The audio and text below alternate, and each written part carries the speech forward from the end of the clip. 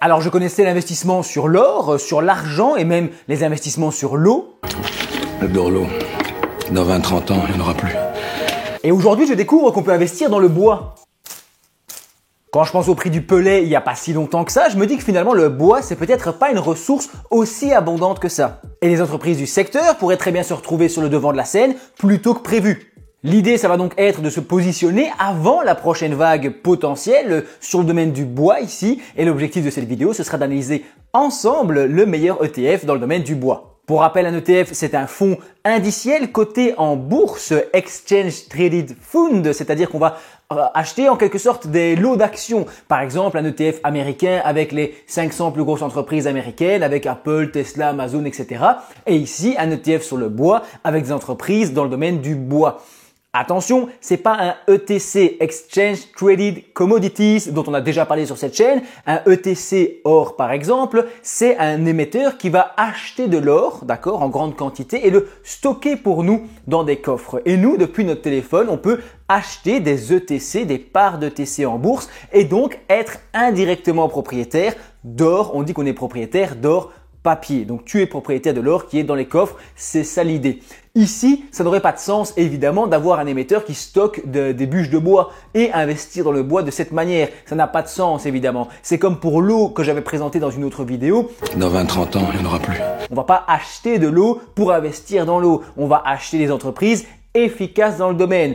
Par contre, un investissement sur l'argent ou sur l'or, comme j'en ai parlé, ça peut se faire à travers un ETC où on achète directement le précieux métal ou la ressource. Maintenant que ça c'est clair, avant de commencer, je dois aussi te rappeler qu'il n'y a aucun conseil en investissement sur ma chaîne YouTube, et ça reste du divertissement, il n'y a aucune recommandation d'achat ou de vente, tu dois faire tes propres recherches et comprendre aussi que investir comporte des risques de perte en capital. Mais du coup, avant de te les montrer, qu'est-ce qu'on va retrouver comme type d'entreprise dans cet ETF ? D'abord des entreprises de gestion forestière, c'est-à-dire des entreprises qui vont cultiver, faire grandir des arbres et maximiser le rendement en suivant des pratiques durables. On appelle ça des forêts commerciales. C'est utile pour l'ameublement par exemple ou l'industrie du papier et c'est un peu terminé le temps où on allait couper des forêts pour récupérer du bois. Maintenant on crée des forêts artificielles optimisées en fait pour le rendement et on va couper ces arbres-là. Deuxième type d'entreprise qu'on va retrouver dans ce type d'ETF, c'est des entreprises de transformation qui vont transformer du bois brut en planches pour des meubles, en papier et en emballage ou encore avec des produits chimiques pour l'industrie du textile. Et petit fun fact que j'ai découvert en préparant et en écrivant cette vidéo, le bois est utilisé dans la fabrication de certains vêtements, notamment à travers la viscose. Donc dans certaines industries textiles, tes vêtements peuvent être faits avec du bois. Troisième et dernier type d'entreprise qu'on va retrouver, ce sont des entreprises qui vont utiliser les produits forestiers secondaires, c'est-à-dire des parties vraiment chimiques du bois, la biomasse et les produits résineux. Et c'est là qu'on se rend compte que le business du bois est beaucoup plus large que ce qu'on aurait pensé. Les avantages de s'intéresser à un ETF bois, c'est d'abord la diversification puisqu'on investit sur quelque chose qui est assez décorrélé de pas mal de choses, même si tu verras pendant l'analyse que finalement les ressources sont impactées par les conflits géopolitiques ou les pénuries et ce genre de choses. Le bois, ça reste une ressource, d'accord? Donc ça peut être une protection contre l'inflation puisque les ressources sont des placements un peu refuge, même si ici c'est à prendre avec des pincettes. C'est un secteur relativement durable, en tout cas dans certaines entreprises ici qu'on a sélectionnées, même si elles sont pas toutes vraiment avec les critères ESG, économique, social et gouvernemental. Et enfin, on ne peut pas parler d'un ETF ou d'un placement financier sans parler de son potentiel de croissance. Ici, avec les pays émergents et l'industrie croissante, on a besoin de plus en plus de bois et ça devient une ressource incontournable. L'urbanisation mondiale, le développement durable, etc. Tant de problématiques qui demandent des ressources comme le bois et qui vont en faire un produit phare. Même si, attention, il y a quelques inconvénients avec le bois, notamment la volatilité. Tu verras sur les graphiques que ça bouge quand même pas mal en fonction de la situation économique. Il y a aussi une dépendance aux conditions climatiques, la sécheresse, les intempéries, les inondations, etc. C'est des ressources qui poussent les arbres, donc forcément, il peut y avoir des problèmes liés aux conditions climatiques. Et le voici, iShares Global Timber et Forestry UCITS ETF USD 10. Qu'est-ce que ça signifie? Ça veut dire qu'en gros, il est émis par iShares, une filiale de BlackRock, le plus gros fonds d'investissement au monde, la plus grosse société. Il est UCITS, ça signifie qu'il suit toute une série de facteurs et de réglementations, donc c'est plutôt bon signe, j'en ai parlé dans d'autres vidéos. On peut aussi voir que au niveau du prix, on était cette année entre 23 et 27 euros. Donc à 25,99 €, on n'est pas dégueu, on est pas mal. On est sur 6 mois par exemple, ou sur 3 mois plutôt, on se rend compte qu'il y a pas mal de fluctuations quand même. Il y a des moments où on est passé à 26, on redescend ici à 25, on remonte à 26, on descend à 25.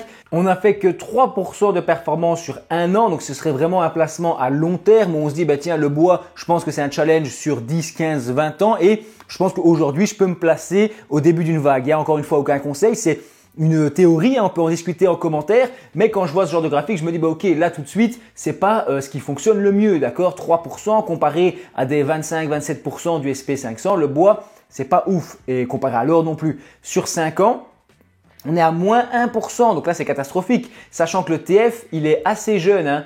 Sur 10 ans, tu vois, j'ai pas de données, il est assez jeune. On va retrouver ça ici en dessous dans la fiche d'identité. Tu peux voir qu'il a été créé en 2007. C'est bizarre que j'ai aussi peu d'infos. Peut-être qu'il a été restructuré, fusionné avec les autres puisque c'est finalement le seul ETF bois que j'ai pu trouver.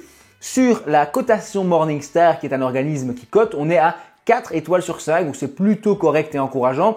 Au niveau de la réplication, on est physique. Ça signifie que l'ETF achète réellement les actions de l'indice en réplication complète, donc il achète toutes les actions, sachant que les actions, il n'y en a que 29. 29 positions dans l'indice, c'est assez peu pour un ETF. Mais ici, dans le cas d'un ETF thématique, on se dit, ben voilà, j'achète un produit en petite quantité pour me lancer dans un petit pari, ce genre de choses-là. C'est un peu la réflexion qu'on doit avoir. On ne met pas tout son argent sur un ETF bois. Bien sûr, après, je ne conseille personne toujours, tu fais ce que tu veux.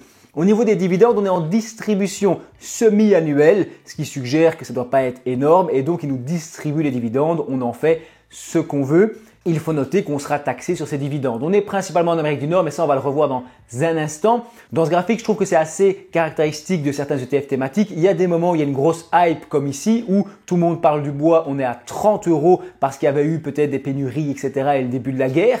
Puis, on a une chute vertigineuse ici parce que la situation est meilleure. On arrive à 22-23 €. Super intéressant. Et là, on remonte ici tout doucement. Donc, on est à un spot correct, je trouve. On n'est pas dans les plus hauts, on n'est pas dans les plus bas. Ça reste, pourquoi pas, un point d'entrée intéressant, même si je te laisse te faire ton propre avis.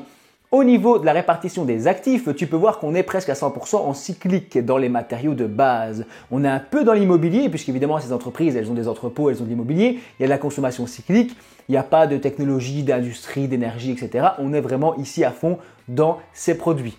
On est à presque 100% en actions, donc ça c'est plutôt bien en tout cas pour moi. Et au niveau du top 10 des positions, on voit qu'on a des entreprises que je ne connais pas spécialement, hein, Suzano, SA, etc. Mais d'un point de vue diversification géographique, c'est plutôt intéressant.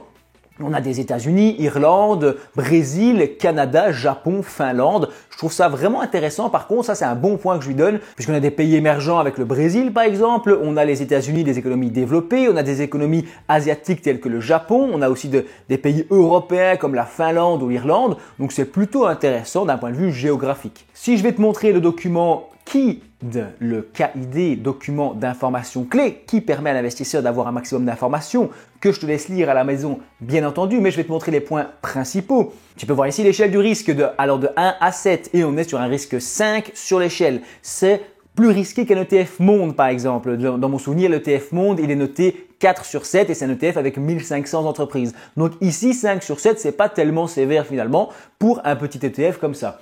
Sur 10 000 $ investis, on a des simulations, d'accord? Et sur 5 ans, avec 10 000 $ investis, tu pourrais, dans le pire des cas, te retrouver avec 2 500 $. Dans un scénario correct, entre 9 000 et 13 000. Et dans un super scénario, plus de 20 000 $. Donc, il y a des mondes où cet ETF peut avoir des surperformances intéressantes. Ces chiffres, ils sont basés sur des périodes passées, sur des choses qui ont vraiment eu lieu. Donc, ça a une signification, même si les performances passées ne présagent pas des performances futures, n'est-ce pas? Quand on redescend ici, on peut voir les frais qui sont assez douloureux si tu veux mon avis. On est à 69 $, donc 0,7 de frais. On a 0,65 ici en frais de gestion et 0,04 en coût de transaction, donc en frais un peu cachés. On arrive à 0,7. Sachant qu'un ETF, en général, on est entre 0,10 et 0,5. 0,7, on est quand même assez cher pour un ETF. Évidemment, ici, ce serait une petite position dans un portefeuille. On ne va pas mettre tout son argent là-dessus. Donc, l'impact des frais est, je trouve, plus réduit. Par exemple, moi, j'ai pris un ETF sur l'eau, un ETF sur les semi-conducteurs, etc. Des petits paris comme ça avec une petite somme d'argent. Et finalement, l'impact des frais est quand même moins important que si c'était une grosse ligne type ETF Monde, SP500, etc. Encore une fois, ça reste des opinions personnelles et en aucun cas un conseil quelconque. Et voilà pour la vidéo concernant l'ETF bois. J'espère que ça t'aura intéressé. C'est pas ridicule comme réflexion. Je pense qu'il y a de quoi discuter en commentaire. Donne-nous ton avis, dis-nous ce que tu en penses et si c'est le genre de placement qui pourrait t'intéresser. Je répète qu'il n'y a toujours aucun conseil. Je répète aussi que investir comporte des risques et je répète aussi que c'est toujours intéressant de s'abonner pour voir les prochaines vidéos, n'est-ce pas? Tu peux aussi regarder celles qui s'affichent à l'écran et moi je te remercie d'avoir regardé celle-ci jusqu'au bout.